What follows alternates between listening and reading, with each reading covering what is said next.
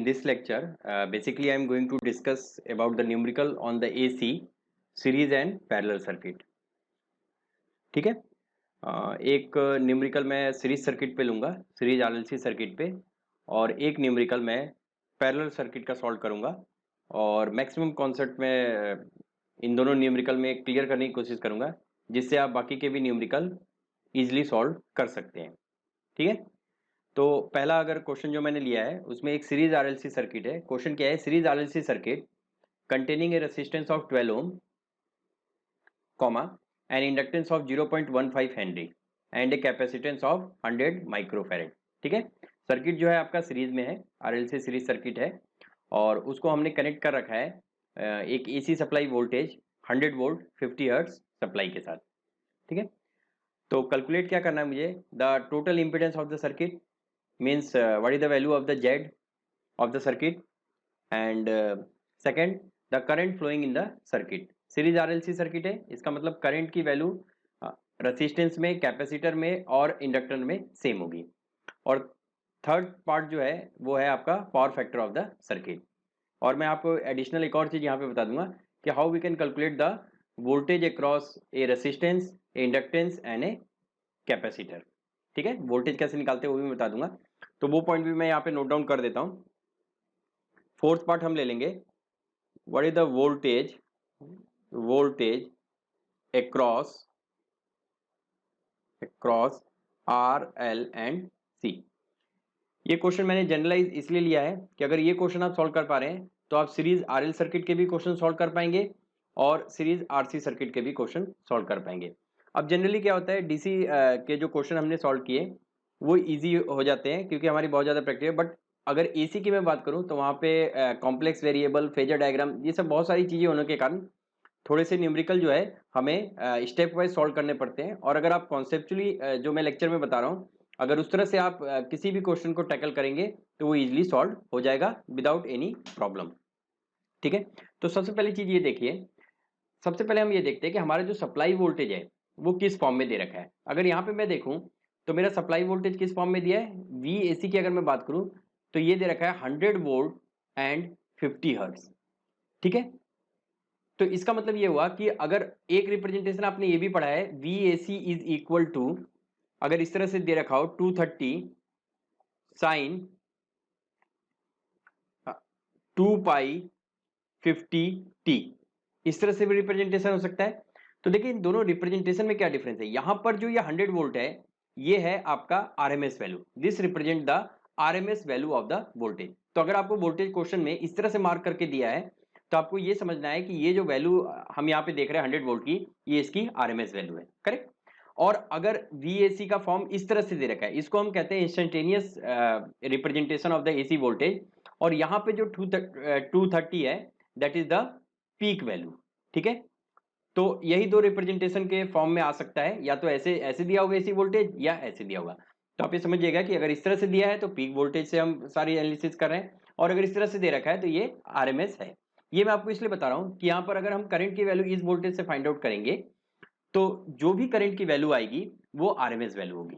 ठीक है। तो अगर क्वेश्चन में आपको पीक वैल्यू फाइंड आउट करने का है तो आप आरएमएस वैल्यू एज्यूम करके उसको फिर फाइंड आउट करेंगे। ठीक है। तो दो ही रिप्रेजेंटेशन हो सकती है। इसका अगर मैं सर्किट देखूं, series RLC circuit, series RLC, तो मैं एक आरएलसी सर्किट ड्रॉ कर देता हूं। ठीक है। ये मेरा आरएलसी सर्किट हो गया और ये कनेक्टेड है एसी सप्लाई से, सीरीज में है तीनों। ये कनेक्टेड है एसी सप्लाई से जिसका वोल्टेज है 100 वोल्ट और फ्रीक्वेंसी आपको दे रखी है 50 हर्ट्ज। ठीक है। ये आपकी आर है, ये एल और ये सी। अब देखिए क्वेश्चन को इसको सॉल्व करने के लिए अगर मैं देखूं तो रेसिस्टेंस की यूनिट क्या है, ओम है। करेक्ट।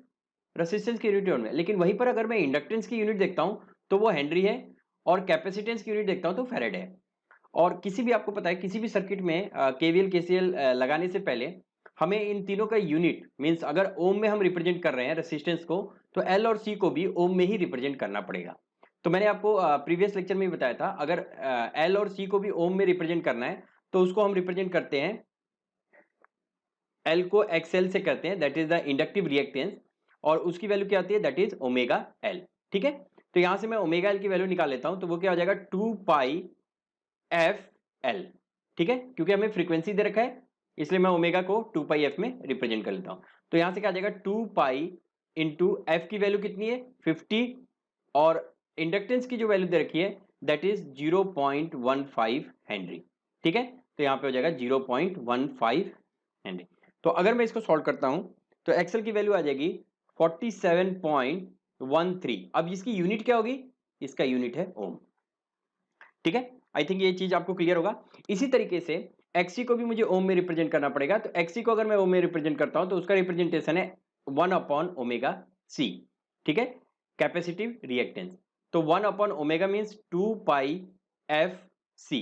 तो इसको मैं कैसे रिप्रेजेंट कर सकता हूं 1/2 पाई इंटू 50 इंटू कैपेसिटेंस की वैल्यू कितनी दे रखी है, यहां पर है 100 माइक्रोफेरेड। तो यहां पे मैं 100 माइक्रोफेरेड पुट कर देता, 100 into 10 raise to the micro means 6, 10 raise to the power -6।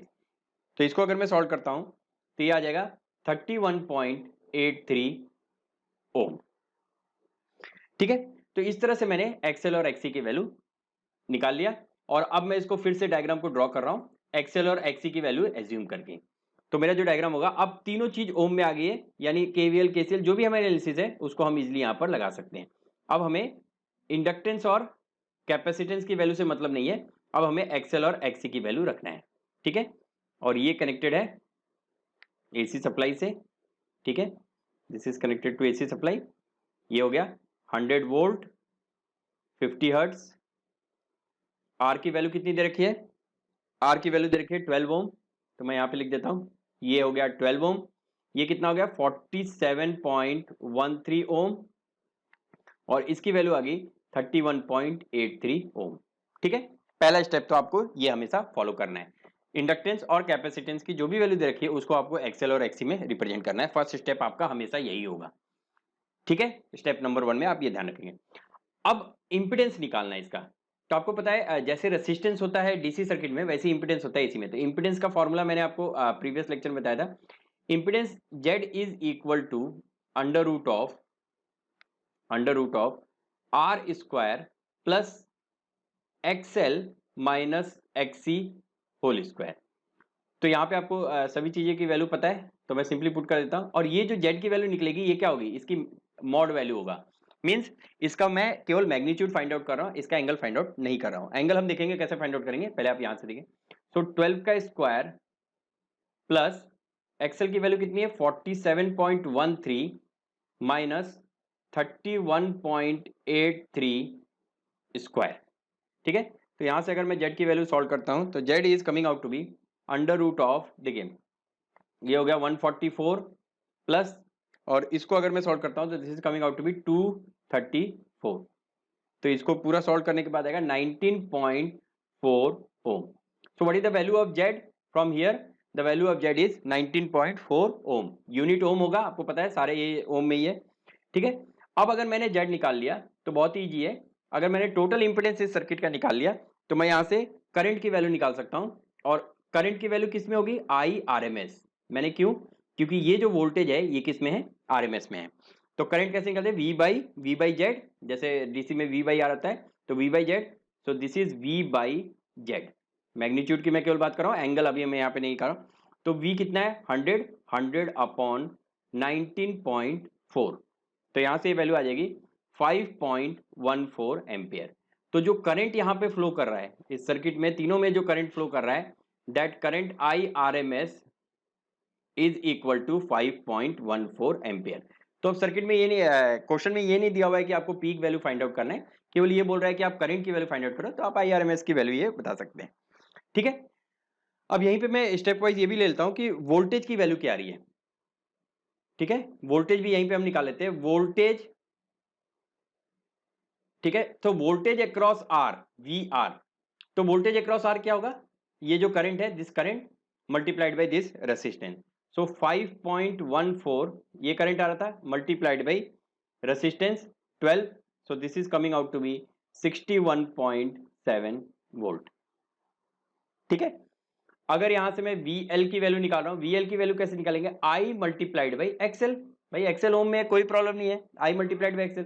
So this is 5.14 multiplied by XL की वैल्यू कितनी है 47.13, ये वैल्यू आ जाएगी आपकी 242.2 वोल्ट। इसी तरीके से हम VC की वैल्यू निकाल सकते हैं, क्या होगा I मल्टीप्लाइड बाई XC।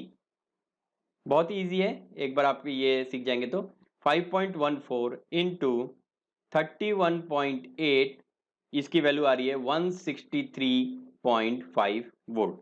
इस तरह से मैंने क्या निकाल लिया, वोल्टेज निकाल लिया। करेक्ट। अब अगर क्वेश्चन में देखें, पहला पार्ट हम सॉल्व कर चुके हैं, टोटल इंपीडेंस निकल गया हमारा सर्किट का। दूसरा part the current flowing in the circuit, IRMS निकाल लिए, वोल्टेज हम निकाल लिया। अब देखते हैं पावर फैक्टर। तो मैंने आपको पावर फैक्टर जब ट्रायंगल बताया था तब मैंने आपको बताया था कि पावर फैक्टर की क्या वैल्यू होती है। Power factor is given by cos phi, और यहां पर देखिए यहां पर क्या है, इंपीडेंस और असिस्टेंस। तो cos phi is given by R upon Z। मैंने बहुत सारे फॉर्मूले थे, पावर के फॉर्म में भी बताया था, लेकिन अभी अगर इस क्वेश्चन में हम देखें तो पावर फैक्टर के लिए हम R बाई Z से इजीली निकाल सकते हैं। तो R की वैल्यू कितनी है हमारी 12 और Z की वैल्यू कितनी है 19.4। So this is coming out to be 0.619। तो आपकी पावर फैक्टर की वैल्यू आ गई, power factor is equal to 0.619। ठीक है। यहां से आप चाहिए तो फाई की वैल्यू भी हम कैलकुलेट कर सकते हैं। फाई क्या हो जाएगा, phi is equal to cos inverse of 0.619 and this is coming out to be 51.8 degree. अब देखिए आपके ये डाउट आएगा कि ठीक है हमने पावर फैक्टर तो निकाल लिया, लेकिन अब आपको ये डिफाइन करना होगा कि लीडिंग है कि लैगिंग है। ठीक है, वो चीज हम कहां से देख सकते हैं, आप यहां पे खुद देखिए। अगर मैं यहां पर देख रहा हूं, सबसे पहले ये देखिए कि एक्सएल की वैल्यू ज्यादा है या एक्सी की वैल्यू ज्यादा है। देखिए एक्सएल की वैल्यू कितनी आ रही है 47.13 और एक्ससी की वैल्यू कितनी आ रही है 31.83। तो एक्सएल की वैल्यू ज्यादा है, इसका मतलब जो इंडक्टिव पार्ट है हमारे सर्किट में वो ज्यादा डोमिनेंट होगा। और आपको पता है इंडक्टिव पार्ट का मतलब क्या हुआ कि जो हमारा करंट है वो क्या करेगा, लैग करेगा। तो इसका मतलब हम कह सकते हैं कि अगर वोल्टेज और करंट के रेफरेंस में हम बनाए, सो this is the lagging power factor. तो ऐसे आप देख सकते हैं कि लीडिंग होगा कि लैगिंग होगा। अब इस क्वेश्चन में मैंने क्या किया, कॉम्प्लेक्स का यूज नहीं किया। आप इसको चाहिए तो दूसरे मेथड से कॉम्प्लेक्स से भी यूज कर सकते हैं। कई बुक्स में आपको कॉम्प्लेक्स में इंपीडेंस को यहां पर रिप्रेजेंट कर देगा और कॉम्प्लेक्स में रिप्रेजेंट करने के बाद फिर उसकी एनालिसिस कर देगा। बट मैं चाहता हूं कि कॉम्प्लेक्स को हम अवॉइड करें, और उसको अवॉइड करने से भी हम ये क्वेश्चन सॉल्व कर सकते हैं सीरीज के लिए स्पेशली। तो इस तरह से आप सीरीज सर्किट के किसी भी क्वेश्चन को आप इजीली सॉल्व कर सकते हैं। मैं आपको एक बार और रिवाइंड कर देता हूं। सबसे पहला स्टेप है, स्टेप नंबर 1 है आपको एक्सएल और एक्सी कैलकुलेट करना, निकालना। और एक्सएल और एक्सी इसलिए कैलकुलेट कर रहे हैं क्योंकि सभी ओम में आ जाएंगे, और एक बार ओम में आ जाते हैं उसके बाद आप वेक्टर से जेड के इंपीडेंस के फॉर्मूले से इंपीडेंस निकाल सकते हैं। इंपीडेंस निकालने के बाद हम करंट निकाल सकते हैं, और करंट निकालने के बाद सीरीज में आपको पता है सब में सेम करंट फ्लो होती है, तो हम वोल्टेजेस निकाल सकते हैं। और कॉस फाई के लिए मैंने आपको 2-3 फॉर्मूला बताए। जो फॉर्मूला हमें पावर, अगर पावर दे रखा है तो पावर के फॉर्म में हम कॉस फाई निकाल सकते हैं, या फिर हमें आर बाई जेड दे रखा है तो इस फॉर्म में हम निकाल सकते हैं। ठीक है। तो और ये भी देखना होगा कि सर्किट में एक्सेल डोमिनेट कर रहा है या एक्सी डोमिनेट कर रहा है। तो जैसे कि यहाँ पे हम देख रहे हैं एक्सेल डोमिनेट कर रहा है, मींस इंडक्टिव पार्ट डोमिनेट कर रहा है। इंडक्टिव पार्ट डोमिनेट कर रहा है मतलब जो हमारा पावर फैक्टर होगा वो क्या होगा, that is the lagging power factor. I think ये चीज क्लियर होगा। ठीक है। अगर इसका मैं फेजर्स की बात करूं, वैसे तो क्वेश्चन में फेजर नहीं दिया, लेकिन अगर फेजर्स की मैं बात करूं तो मैं सिंपली क्या ड्रॉ कर सकता हूं, देखिए यहां पर ये वोल्टेज आ गया, ये क्या है VL माइनस VC। आपको पता है VL वोल्टेज बड़ा है, VC वोल्टेज छोटा है। आप यहां से देख सकते हैं VL की वैल्यू कितनी आ रही है 242.2 और VC की वैल्यू आ रही है 163.5। तो अगर इसको मैं सब्सट्रैक्ट करता हूं तो ये जो वेक्टर आएगा दैट इज 78.5 वोल्ट, ये वोल्टेज। और यहां से जो वोल्टेज मैं मेंशन कर रहा हूं ये क्या है VR। तो VR की वैल्यू कितनी आ गई 62 वोल्ट। ठीक है। और आपको पता है इन दोनों के बीच जो एंगल बनता है, ये जो एंगल बनता है इसी एंगल को हम क्या कहते हैं, this angle, this is defined by the phi, और वी कैन से फाई। तो फाई की वैल्यू कितनी है, फाई इज इक्वल टू 51.8। तो इस तरह से आप चाहिए, और ये क्या है, this is resultant, this is VS and this value is 100 volt. तो इस तरह से आप फेजर में भी इसको ड्रॉ कर सकते हैं, कोई आपको प्रॉब्लम नहीं आएगी। और यहीं पर अगर कैपेसिटेंस डोमिनेट होता तो ये फेजर नीचे की साइड आता, और आपका जो फाई है वो कैसा आता, लीडिंग हो जाता। ठीक है। तो आई थिंक ये सीरीज का ये क्वेश्चन क्लियर होगा। और आइए अब नेक्स्ट पार्ट में हम देखते हैं कि पैरेलल सर्किट को हम कैसे सॉल्व करेंगे इजीली। तो ठीक है, ये न्यूमेरिकल आपका पैरेलल सर्किट पे रिलेटेड है और इसमें जैसा कि न्यूमेरिकल में आप देख सकते हैं यहाँ पे क्या कह रहा है कि एक पैरेलल सर्किट है जिसमें दो ब्रांचेज हैं। ठीक है, तो दो ब्रांचेज है और वो दोनों ब्रांचेज किस में कनेक्टेड है? पैरेलल में कनेक्टेड है। ठीक है, और ब्रांच 1 में क्या है आपका रेसिस्टेंस है 100 ओम, वो सीरीज में कनेक्टेड है इंडक्टेंस के 1 हेनरी के साथ। तो आइए सर्किट ड्रॉ कर लेता हूँ। तो जो चीज बता रहे ये है मेरा रेसिस्टेंस। ठीक है, ये ब्रांच 1 है और इसके साथ इंडक्टेंस कनेक्टेड है सीरीज में। ठीक है, रेसिस्टेंस की वैल्यू कितनी है? 100 ओम और इंडक्टेंस की वैल्यू है 1 हेनरी। ठीक है, और इसके साथ एक और ब्रांच है इसी के पैरेलल में, वो भी उसमें एक रेसिस्टेंस कनेक्टेड है और एक कैपेसिटेंस कनेक्टेड है। ठीक है, इस तरह से। तो इस रेसिस्टेंस की कितनी वैल्यू है? 50 ओम और यहाँ पर वैल्यू है 79.5 माइक्रोफैरेड। ठीक है, और ये जो सर्किट है ओवरऑल सर्किट ये कनेक्टेड है एसी वोल्टेज के साथ। This is AC voltage parallel. ठीक है, और इसकी वैल्यू दे रखी है 200 वोल्ट 50 हर्ट्ज। ये आपका सर्किट है। ठीक है, और मैं एज्यूम कर लेता हूँ कि यहाँ पे जो करंट फ्लो कर रहा है, ये ब्रांच 1 ले लेते हैं, तो यहाँ पे मैं करंट मान लेता हूँ I1, ये करंट को मैं एज्यूम कर लेता हूँ I2, तो ये करंट क्या हो जाएगा? टोटल करंट को मैं मान लेता हूँ IT। अब देखिए आपको क्या क्या फाइंड करना है। सबसे पहले ब्रांच करंट फाइंड आउट करना है, मीन्स I1 और I2 की वैल्यू फाइंड आउट करनी है, और उसके बाद आपको टोटल करंट फाइंड आउट करना है, मीन्स IT की वैल्यू फाइंड आउट करनी है, और power factor of the circuit, इस सर्किट का पावर फैक्टर क्या होगा ये आपको फाइंड आउट करना है। ये तीन चीजें फाइंड आउट करनी है।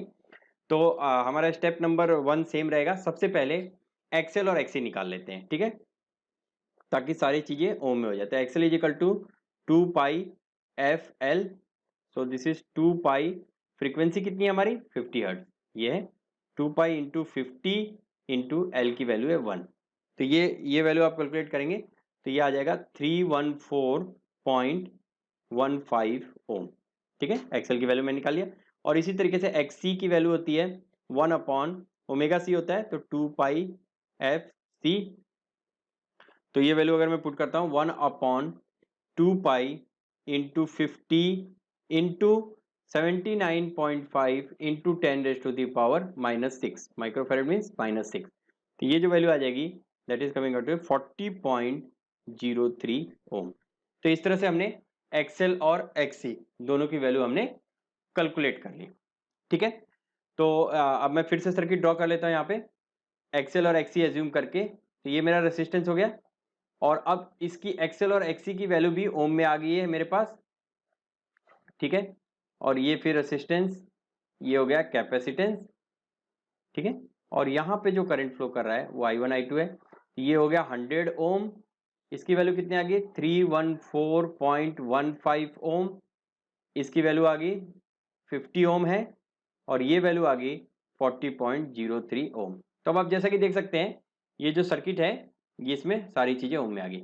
अब मैं क्या करूंगा, पैरेलल, या तो आप पैरेलल एडमिटेंस कैलकुलेट कर लीजिए या फिर मैं इंपीडेंस लेके ही चलता हूँ, आपको कंफ्यूज नहीं करता ज्यादा। इंपीडेंस ही है, पहले मैं Z1 यानी इसका इंपीडेंस कैलकुलेट करता हूँ और फिर मैं इसका इंपीडेंस कैलकुलेट करता हूँ। और अगर आपको टोटल इंपीडेंस निकालना है तो आप क्या कर सकते हैं, अपना पैरेलल सर्किट का जो फॉर्मूला होता है वो लगा सकते हैं। तो सबसे पहले Z1 देखते हैं कैसे कैलकुलेट करेंगे।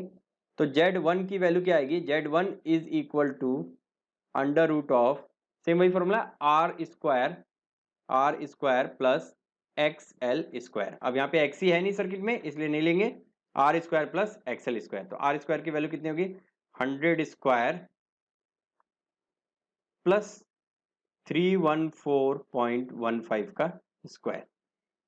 तो इसको सॉल्व कर लेंगे तो यहाँ से जो वैल्यू आएगी, इन दोनों को अगर मैं सॉल्व करता हूँ तो ये वैल्यू आ जाएगी आपकी 329.69 ओम। ठीक है, अब ये क्या हो गया, ये आपने निकाला जो ये इसका मैग्नीट्यूड हो गया। अगर आपको एंगल निकालना है तो आप पावर फैक्टर रिलेशन से भी निकाल सकते हैं। अगर मैं एंगल की बात करूं तो एक फॉर्मूला मेरे पास ये है, cos phi is equal to R upon Z. R की वैल्यू कितनी है? 100, और जेड अभी हमने कैलकुलेट किया मैग्नीट्यूड 329.69। ठीक है, यहां से आप निकाल लेंगे या फिर मैं कह सकता हूं यहां से फाई की वैल्यू क्या आ जाएगी, phi is equal to cos inverse of 100 upon 329.69। तो ये वैल्यू आ जाएगी आपकी, फाई आप निकालेंगे, this is coming out to be 72.34 degree. ठीक है, ये तो मैंने ये जो यहां पे निकाला ये मैं कह सकता हूं ये 5.1 है, ये टोटल पावर फैक्टर नहीं, दिस इज 5.1। अब आइए Z2 देखते हैं, सेम प्रोसीजर हम फॉलो करेंगे। तो Z2 is equal to under root of R2 square plus क्या हो जाएगा आपका XC स्क्वायर, क्यों, क्योंकि एक्सएल यहां पर 0 है, तो इसको ये वैल्यू मैं पुट कर दूंगा, तो 50 का स्क्वायर प्लस 40.03, XC की वैल्यू कितनी निकाली हमने 40.03। तो इसको सॉल्व कर लेंगे, तो इसको सॉल्व करेंगे तो आ जाएगा 50 का square plus this is coming out to be 64.05 ohm. ठीक है, एंगल में वैसे ही कैलकुलेट कर लूंगा,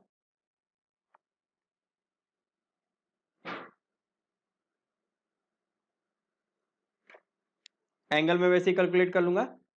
तो यहां से आ जाएगा आपका, अगर फाई यहां से निकालता हूं तो फाई 2 की जो वैल्यू आएगी, phi 2 is equal to cos inverse of R by Z.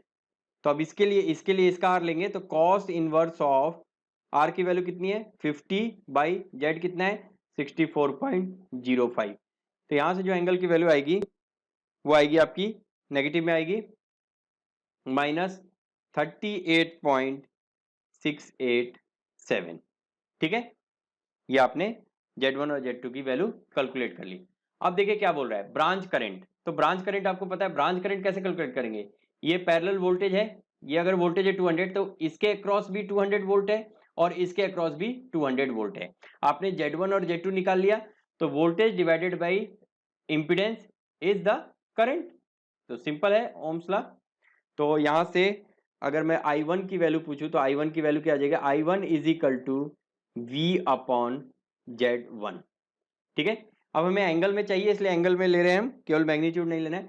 तो ये आ गया 200 अपॉन, अब देखिए एंगल में इसको कैसे लिख सकते हैं, Z1 की वैल्यू कितनी है, Z1 की जो वैल्यू हमने निकाली है वो है 329.69 और एंगल में क्या वैल्यू आया है 72.343।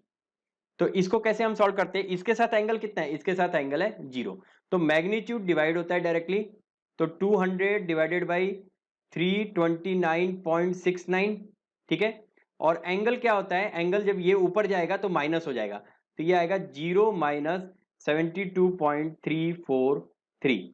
तो यहां से देख सकते हैं आप I1 इज इक्वल टू, ये आ जाएगा 0.6060 एंगल -72.343। और ये हमें एक्सपेक्टेड भी था, आप खुद देख लीजिए, वोल्टेज और करंट का जो पहला सर्किट है, जो पहला ब्रांच है हमारा, इसमें क्या है, इंडक्टर है, इंडक्टर है मतलब वोल्टेज जो होगा वोल्टेज से करंट क्या करेगा, लैग करेगा, लैग करेगा मतलब माइनस आना चाहिए, और आप यहाँ पे देख सकते हैं माइनस आ रहा है। तो कभी अगर मान लीजिए माइनस प्लस में भी कंफ्यूजन है तो आप सर्किट को देख करके इजिली बता सकते हैं कि जो मेरा जो करंट निकलेगा वो माइनस में आएगा या प्लस में आएगा, तो यहां आपको गलती नहीं करनी है। अब आइए देखते हैं I2 की वैल्यू क्या होगी, I2 की वैल्यू V अपॉन Z2। अब आपको पता है I2 किस में है, कैपेसिटिव सर्किट में है, तो हमेशा यहां पर जो करंट होगा वो क्या करेगा, लीड करेगा, यानी ये जो एंगल आएगा वो हमेशा प्लस में आएगा। ठीक है, तो इसको अगर मैं लेता हूं तो 200 एंगल 0 अपॉन Z2 की वैल्यू हमने क्या निकाली है 64.055 एंगल, अब यहां पे कितना एंगल आया था -38.68। इसको मैं सॉल्व करूंगा तो कैसे कर सकता हूं, 200 upon 64.055 angle 0 minus minus plus हो जाएगा प्लस 38.68। ठीक है, यहां से मैं इसको सॉल्व कर लेता हूं, ये वैल्यू आ जाएगी 3.122 और एंगल में कितना आ गया 38.68 डिग्री, ये सब डिग्री में है।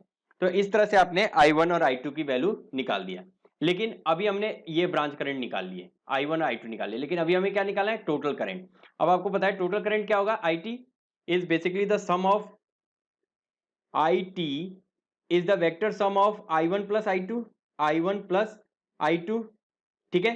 तो एक या तो आप इसको वेक्टर ऐड कर लीजिए या फिर आप सिंपली कह सकते हैं, दोनों को पहले मैं लिख देता हूं, दोनों करंट की क्या वैल्यू आ रही थी, दिस इज 0.6060 एंगल -72.343, ठीक है।